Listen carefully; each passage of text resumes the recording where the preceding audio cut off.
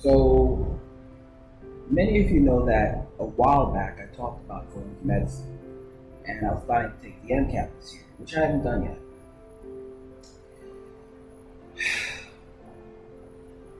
I'm going to be honest with you. After a lot of consideration, I've lost faith in modern medicine.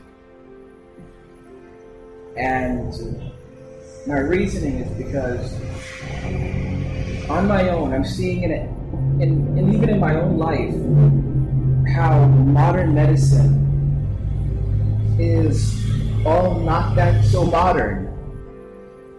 You know, the treatments that we're using to solve issues are highly ineffective.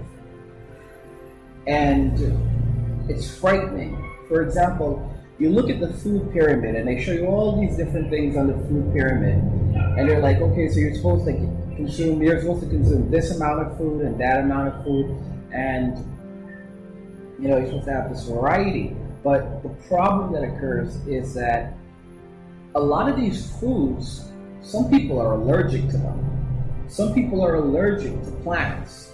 Okay? Some people can't consume lactose. This pyramid doesn't work for all people. In fact, a lot of these things just really shouldn't be there. I'm just going to be honest with you.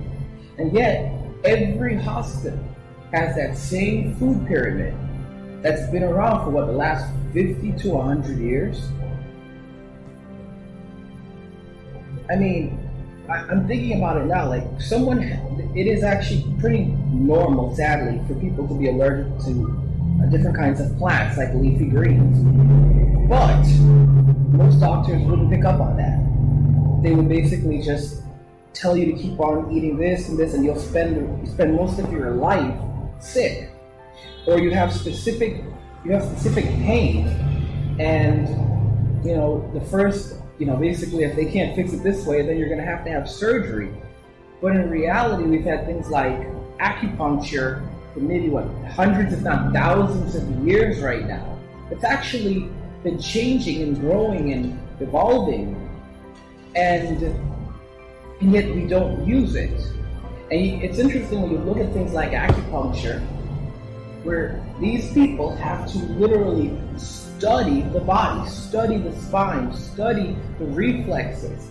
This is not stuff that just, you know, this is not pseudoscience. This is tested science that has helped people for generations. And all of a sudden in the modern era, oh no, this is how you do it. You have to take a pill to solve this problem, but it doesn't fix the problem. It just prolongs the problem, and you end up needing more and more and more. And then the pill, these pharmaceuticals, they're having serious ramifications on our health, and they're also having serious ramifications on the health of our children, because we don't know what the long-term effects of these substances are on us.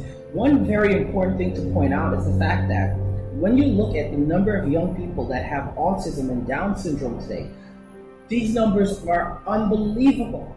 I've heard from lots of people that back in their days, in the 60s, in the 50s, people with Down syndrome were relatively rare, okay? And now it's ultimately become a very normal thing. And it concerns me significantly. It really, really concerns me significantly. No one wants to talk about any of this, okay? You know, if you look at the way medicine is working today, it's not about curing, it's about treating and prolonging that treatment over the full length of a person's life. It's like a new pair of Jordans comes out every year, and you gotta buy the new pair of Jordans because the old pair is not as good as the new pair, and you know, this one has fewer side effects, and you think that we're getting better, but in reality, we're just becoming more complacent and accepting this continued progression. You look at conditions like high blood pressure, diabetes, various other conditions, and they basically try to tell you that some of this stuff cannot be reversed. That's not true. That's absolutely not true, okay? First off, regardless of what they want to admit to, all right, from a medical point of view, something like they have to admit in what they call rare circumstances, some people will completely reverse things like high blood pressure, okay? Completely. all right? Because there's a pre-existing health condition that causes it. It doesn't happen for everyone though, because there's a genetic factor in there as well. However, as I'm looking at this more and more, you go to other countries in the world where they don't have this kind of medicine, and yet they're able to control blood pressure, they're able to control diabetes, they're able to control cancer. Another frightening factor is that if you go back into the ancient literature, going back to ancient Egypt, they talk about cancer, okay? And they make it very clear that in ancient Egypt, cancer was a very rare thing, very rare, okay? This is highly concerning. If you look at what's happening in the US, for example, most babies are being born through C-sections right now. Why is that happening? Well, it's because their heads can no longer fit through the birth canal, and it would put the mother's life at risk. But why is this happening? Okay? We didn't have this problem 50 years ago. These are our children. This is our time. Nothing makes sense anymore. So I've lost a lot of faith in modern medicine, and as a result, I'm now more focused on research. You know, refining my research skills, because I do have research skills, I do have advanced degrees, and looking at alternative forms of medicine, because, and I'm not talking about naturopathic medicine, although there's some good stuff in naturopathic medicine.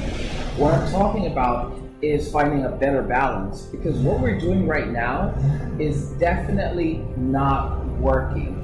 And if you look at what's happened with something like CBD oil, you know, CBD oil was banned for years, and then there was this little girl who was getting constant seizures. They tried it on her, and it actually significantly reduced the seizures, and now it's widely available in the US, but go back 10 years ago and it was banned. You can go to jail for possessing it. Think about that very carefully, okay? We're not practicing medicine anymore, okay? We're basically practicing insurance billing, all right? Keeping people locked into the healthcare system for the rest of their lives, not living healthier lives. They may live longer, but they're not living healthier. They're not living quality lives. It is a very, very concerning thing, and that is truly the main reason why I just don't feel comfortable going into medicine, not into that type of medicine. I'm very interested in medicine, and I plan to continue doing research in medicine and psychology, you know, cognitive behavior and so forth, but I just can't see myself sitting in a that was my entire dream. It was my dream since I was 6 years old to go and become a doctor. And now I'm looking at it and I'm just like hearing from people. I have friends who have doctors. I've seen many doctors cry, literally cry, because their jobs are miserable. And usually when they start crying, the hospital just kind of ignores them until they get their stuff together and then get back to work. If it affects their job, then they'll be dismissed. I'm just going to be honest with you, all right? The healthcare system is horrible. You know, I remember one doctor saying to me that all these years in medical school just so that she could hand out aspirin. It is like literally insane. And then the massive amounts of student loan debt, you've got to be kidding me. I don't know, guys, but it's just not for me. It was always my dream, but I don't feel like I'd be contributing anything to the world. I don't feel like I'd be contributing anything to the world or anything to society recently by doing this. I don't feel like I would be making a real difference.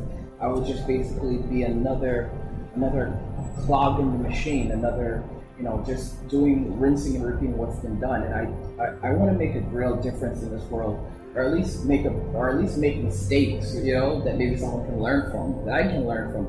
But just rinsing and repeating the same old tired, failed system way of doing things is just not.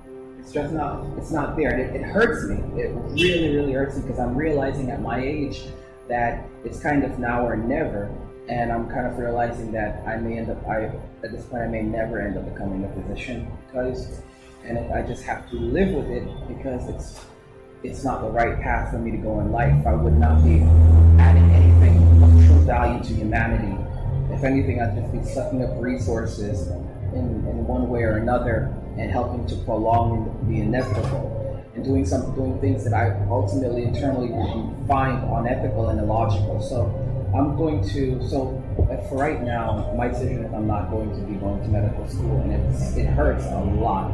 It hurts a lot. It breaks my heart a lot, because that was my dream, that was my plan for so many years, and having to realize this and acknowledge that this is not the right decision. You know, I know one guy who went to med school, dropped out too. He was disgusted with it, and then now he's studying alternative medicine. And I just don't know. The more I learn, the more I step away and look at modern medicine as like, yeah, this isn't really modern. This is more just, insurance-based medicine, Anyway, let me know what you think in the comments about my decision in terms of working on actually creating something of value, doing something innovative, and working with alternative forms of medicine, instead of modern medicine. And again, I'm not insulting things like penicillin. Penicillin is an amazing invention, okay? But if you look at penicillin cures things.